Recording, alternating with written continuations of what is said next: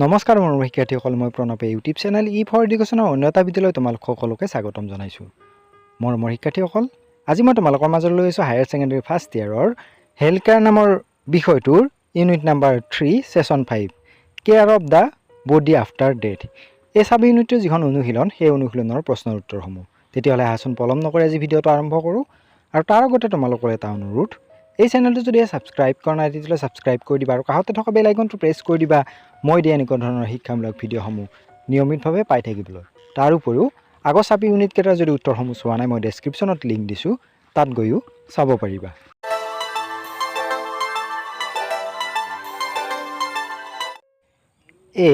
বহু বিকল্প প্ৰশ্ন।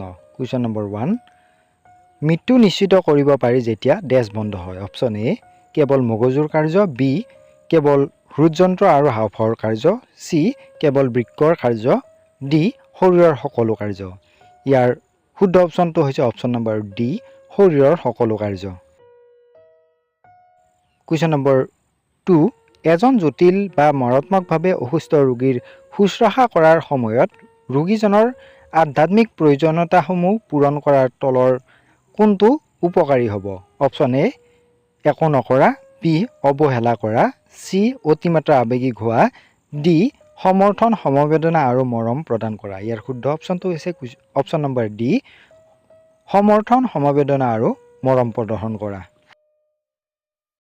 প্ৰশ্ন নম্বৰ 3, এটা মৃতদেহ শৱাগাৰত কিমান ঘণ্টা ৰাখিব পাৰি?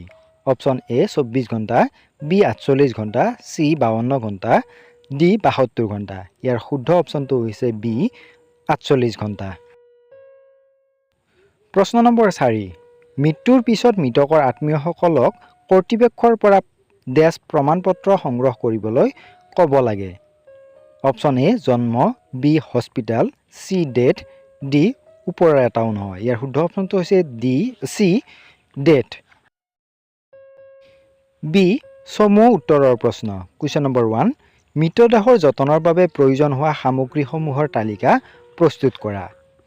ইয়াৰ উত্তৰটো হৈছে মৃতদেহৰ যতনৰ বাবে প্ৰয়োজনীয় সামগ্ৰীসমূহ হ'ল, প্ৰথমটো হৈছে বিচনাতে গা ধুবলৈ আৰু চুলিৰ যত্ন ল'বলৈ প্ৰয়োজনীয় সামগ্ৰী। দ্বিতীয়তে এখন পৰিষ্কাৰ বিচনা চাদৰ। তৃতীয়তে এডহেচিভ টেপ আৰু কাঁচি। 4 নম্বৰ পইণ্টটো হৈছে মাউথ গেগ বা টাং ডিপ্ৰেছৰ।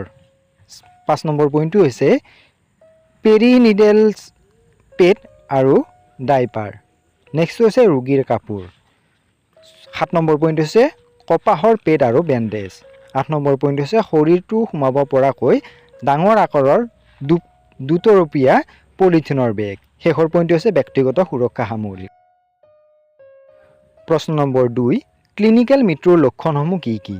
ক্লিনিকেল মৃত্যুৰ লক্ষণসমূহ তলত দিয়া ধৰণৰ।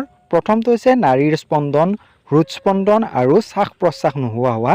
দ্বিতীয়তে চকুৰ মণি স্থিৰ হোৱা আৰু পোহৰত কোনো প্ৰতিক্ৰিয়া প্ৰকাশ নকৰা। তৃতীয়তে ৰিফ্লেক্স বা স্বতঃস্ফূৰ্ত প্ৰতিক্ৰিয়া নোহোৱা হোৱা।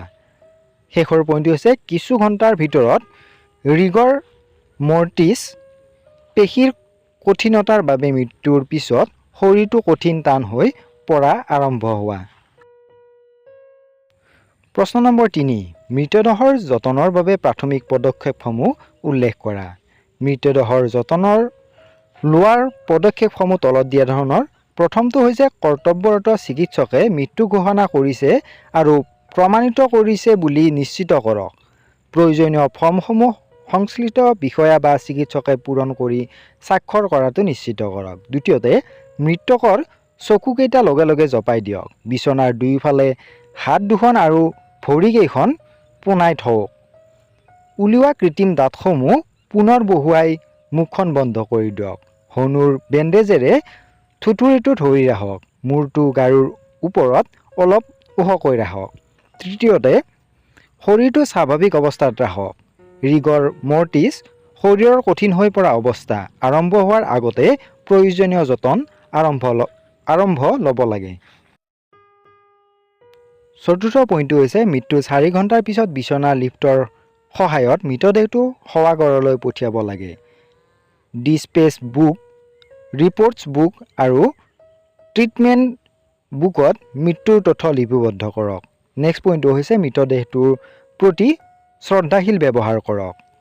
6 নম্বৰ পইণ্টটো হৈছে ৰোগীৰ বাবে ব্যৱহাৰ কৰা সকলো সঁজুলি যেনে ৰাইলছ টিউব, মূত্ৰৰ কেথেটাৰ, অক্সিজেন কেথেটাৰ আৰু আৰামদায়ক সামগ্ৰী যেনে কম্বল, ড্ৰেনেজ টিউব আৰু ময়লা হোৱা ড্ৰেছিংসমূহ আঁতৰাওক।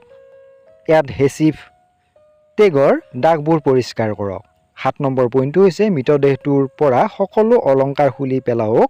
অলংকাৰসমূহ তালিকা প্ৰস্তুত কৰি আত্মীয়ৰ হাতত হস্তান্তৰ কৰক আৰু সেয়া বুজাই দিয়াৰ ৰচিদ সংগ্ৰহ কৰক। ৰোগী ভৰ্তিৰ সময়ত গ্ৰহণ কৰা ৰোগীৰ অন্য যিকোনো ব্যক্তিগত সামগ্ৰীও পৰীক্ষা কৰি আত্মীয়ক হস্তান্তৰ কৰিব লাগে। 8 নম্বৰ পইণ্টটো হৈছে মৃতদেহটো গা ধুৱাই চুলি ফনিয়াই আৰু পৰিষ্কাৰ কাপোৰ পিন্ধাই দিয়া হয়। গছ আৰু কপাহেৰে জুনি, মলদাৰ আৰু নাক বন্ধ কৰি দিয়ক। প্ৰস্ৰাৱ বা মল ওলাই নোযোৱাৰ বাবে পেৰিনিয়েল পেড আৰু ডাইপাৰো ব্যৱহাৰ কৰা হয়। 9 নম্বৰ পইণ্টটো হৈছে মৃতকৰ হাত দুখন বুকুৰ ওপৰত ৰাখক আৰু বুঢ়া আঙুলি তথা কবজি দুখন একেলগে বান্ধি দিয়ক। শেষৰ পইণ্টটো হৈছে ভৰিৰ বুঢ়া আঙুলি আৰু গোৰোহা দুটা একেলগে বান্ধি দিয়ক।